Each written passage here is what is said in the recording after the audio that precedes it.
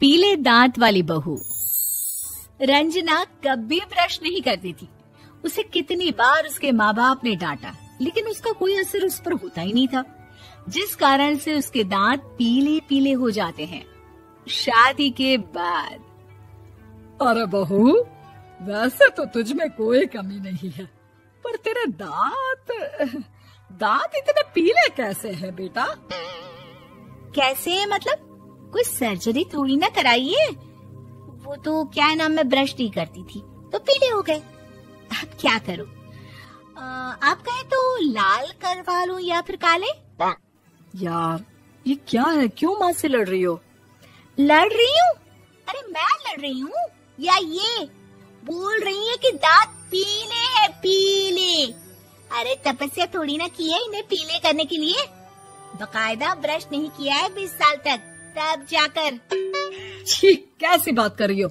ये उस वक्त तो पीले नहीं थे जब हम लोग तुम्हें देखने आए थे। अरे तब साफ करवा लिया होगा डेंटिस्ट के पास जाकर। अब देखो कैसे पीले पीले लग रहे हैं। रंजना सास की तरफ गुस्से से देखती है। फिर शुरू हो गई पीले पीले पीले। अरे पीले तो तब भी थे जब मेरे हाथ का रसगुल्ला उड़ा उड़ा कर खा रही थी और बोल रही थी, लड़की नहीं गुणों का खजाना दे रहे भाई साहब आप। खैर, अब वो लोग करते भी तो क्या करते, पीले दांत वाली बहू पल्ले पड़ी थी तो झेलना तो था ही। एक दिन कीर्तन में रंजना गाना गा रही थी। अरे कमला बहन, माँ का द्वार है, यहाँ तो सब शुद्ध होकर आते हैं, फिर अपनी बहू को ब्रश भी नहीं करवाती तुम। दूर से पीले पीले दांत भक्ति में बाधा उत्पन्न कर रहे हैं। अरे कोई 2 साल के बच्चे थोड़ी ना लेकर आई हूँ मैं बहू बनाकर। अच्छी खासी लड़की है, अरे कैसे करवाऊं ब्रश? ये तो उसे खुद करना चाहिए ना। अब माँ बाप तो इसके जैसे तैसे निपटा दिए, ये नहीं सोचा कि सास कैसे संभालेगी। सास बहू को लेकर घर आ जाती है, लेकिन सोच लेती है कि अब इसे लेकर कहीं नहीं जाएगी।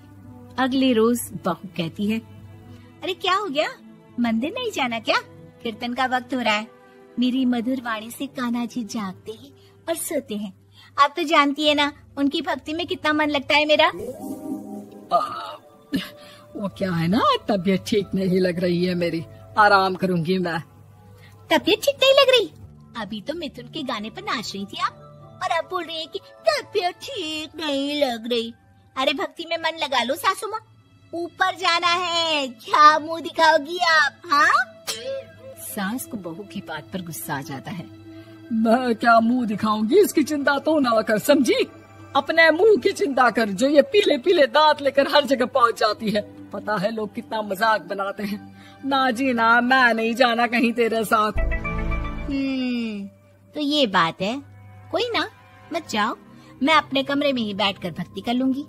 ऊपर वाला दांत थोड़ी ना देखता है, मन देखता है, भावना देखता है। और अरे बस बस, तू सब कुछ दिखा, बस ये सफेद चमकदार दांत ना दिखाना किसी को, है? जा यहाँ से। बहू को सास की बात का कोई फर्क नहीं पड़ता, वो तो जैसी थी वैसी ही रह जाती है। सुबह नहाकर किचन में खाना बनाना, फिर खाना खाना, कीर्तन भजन करना और सो जाना।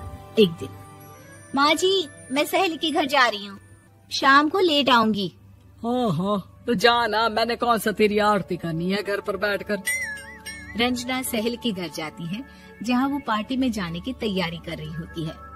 अरे शिखा, कहाँ जाने की तैयारी कर रही है? मैं गलत वक्त पर आ गई क्या? अरे नहीं यार, उल्टा सही वक्त पर आई है। मैंने ये साड़ी और ज्वेलरी निकाली है यार, शाम को इनके ऑफिस की एक पार्टी में जाना है। बताना कैसा लग रहा है ये सब? नहीं यार, इस ड्रेस के साथ तो वो वाली ज्वेलरी अच्छी लगेगी। हाँ सही बोल रही है, मैंने ध्यान ही नहीं दिया। वैसे तो हमेशा से मस्त फैशन सेंस रखती है।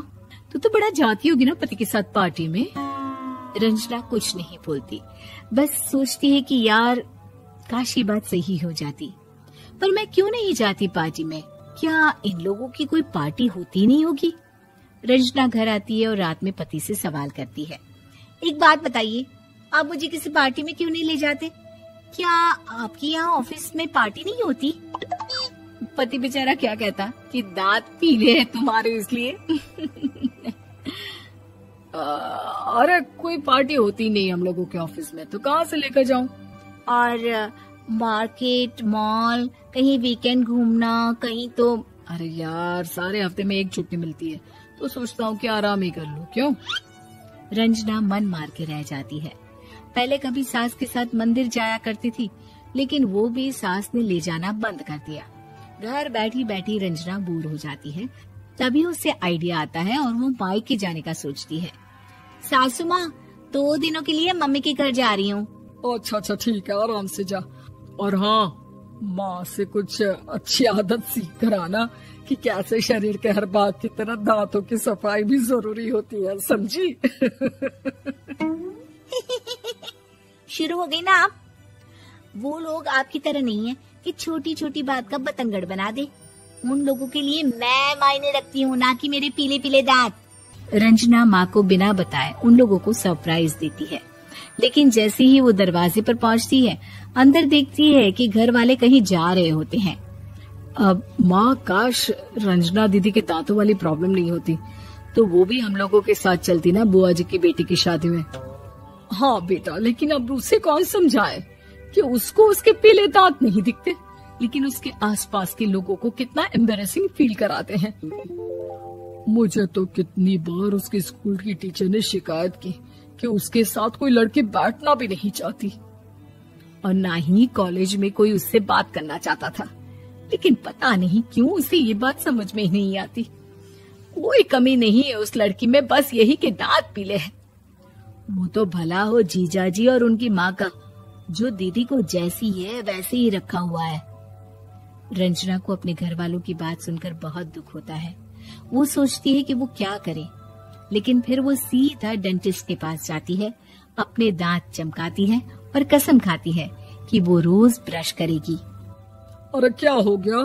तुम तो 2 दिनों के लिए गई थी ना, पर कोई ना, अच्छा है, चलो आ गई तो।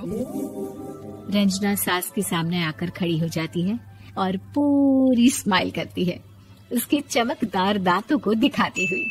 है? चले मंदिर। माँ, मुझे माफ कर दीजिए, मैंने आप लोगों को बहुत एम्बैरेसिंग फील करवाया। मैं आज से रोज ब्रश करूंगी।